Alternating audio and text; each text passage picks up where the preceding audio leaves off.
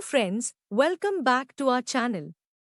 Today, we are going to dive into an important aspect of intravenous fluid. Fluid stands for intravenous fluid, which refers to a solution administered directly into a vein through a needle or catheter.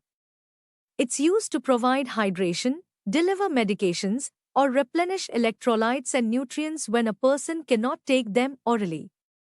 Intravenous fluids come in various types, each designed for specific medical needs. Normal saline, also known as 0.9% sodium chloride solution, is a sterile solution of sodium chloride, NaCl, in water. Here are some aspects of normal saline. First of all, we talk about composition. Normal saline contains 0.9 grams of sodium chloride per 100 milliliters of water, which closely resembles the electrolyte composition of human plasma. Next, isotonicity. Normal saline is isotonic, meaning it has the same osmotic pressure as blood plasma. This makes it compatible with the body's fluids and suitable for intravenous administration without causing cell shrinkage or swelling.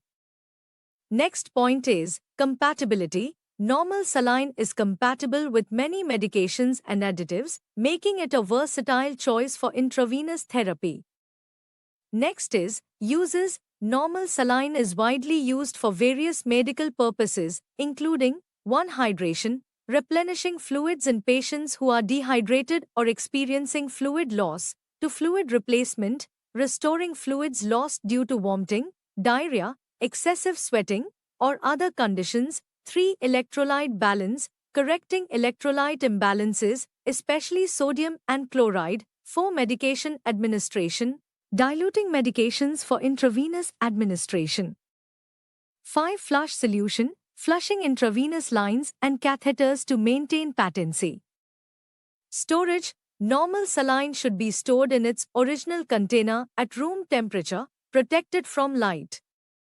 It should not be frozen or exposed to extreme temperatures. Precautions. While normal saline is generally safe, excessive administration can lead to fluid overload and electrolyte imbalances, especially in patients with renal or cardiac issues. Close monitoring of fluid balance and electrolyte levels is necessary during administration.